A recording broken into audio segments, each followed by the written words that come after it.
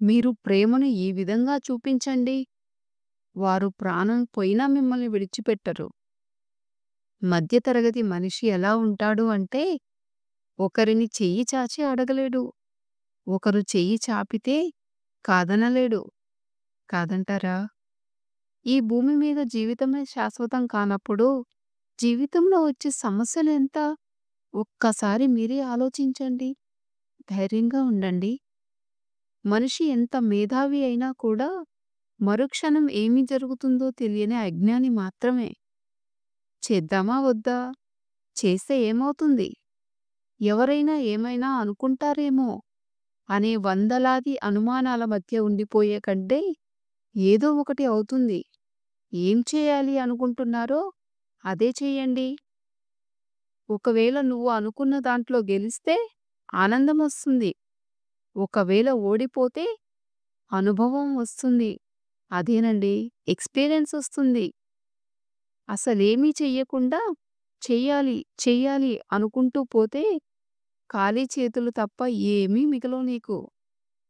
జీవితంలో ఇంకా పరీక్షలు ఎదురవుతున్నాయి అంటే, మరింత గొప్పగా నీకోసం ఏదో ఒక అద్భుతం ఎదురుచూస్తుంది అని అర్థం.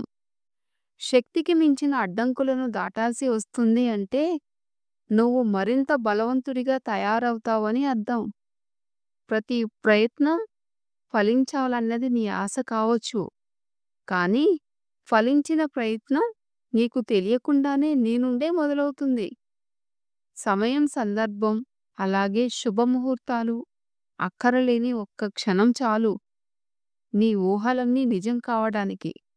అందుకే ఊరికే ఉండిపోకు. ప్రతి క్షణం స్పృహలో ఉండు. నీ జేబులో డబ్బులు ఉన్నప్పుడు నీ కళ్ళు మూసుకుపోతే, జేబు ఖాళీ అయిన తర్వాత దారులన్నీ కూడా మూసుకుపోతాయి. చిల్లర సవడిలో పడి రేపన్న రోజును మర్చిపోకు. జీవితం ఒక్క రోజుతోనో, లేక ఒక నెలతోనో, ఒక సంవత్సరంతోనో అయిపోదు. సుదీర్ఘ ప్రయాణం చేయాలి. గుర్తుపెట్టుకో మిత్రమా!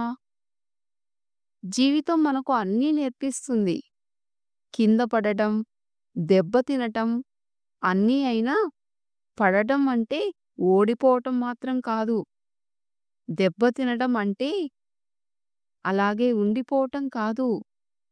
నువ్వు దెబ్బతిన్నది అక్కడే ఉండిపోవటానికి అస్సలే కాదులే. లేచి నడవటం కాదు. ఈసారి పరిగెత్తు. పరిగెత్తితే మళ్ళీ పడిపోతావన్న భయాన్ని వదిలెయ్యి. ఎందుకంటే కింద పడినా మళ్ళీ లేవడం నీకు తెలుసు కాబట్టి. ఎన్ని ఎదురు దెబ్బలు తగిలినా కూడా ఈసారి నీ పరుగును మాత్రం ఆపకు. ధైర్యంగా నీ అడుగులు ముందుకు వెయ్యి. నాకొక్కడికే ఎందుకిలా జరుగుతుంది అని నీ మీద నువ్వే ద్వేషాన్ని పెంచుకోకు. ₹1,00,000 సంపాదిస్తూ ఒక్క క్షణం కూడా ఇంట్లో కూర్చోలేకపోతున్నా మనుషుల్ని చూడు. వందల కోట్ల రూపాయల ఆస్తి ఉండి స్థిమితంగా కూర్చుని 4 మెతుకులు తినలేని వాడి దౌర్భాగ్యం చూడు.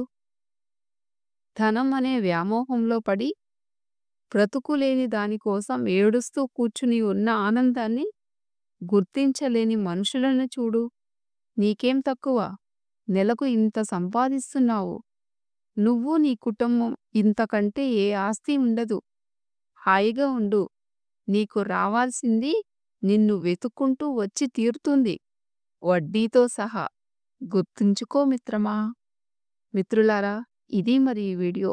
ఈ వీడియో నచ్చినట్లయితే వీడియోని లైక్ చేసి, ఏ కొటేషన్ బాగా నచ్చిందో కామెంట్ చేయండి. అలాగే నా ఛానల్‌ని సబ్స్క్రైబ్ చేసుకొని నన్ను సపోర్ట్ చేయండి. Thank you for watching.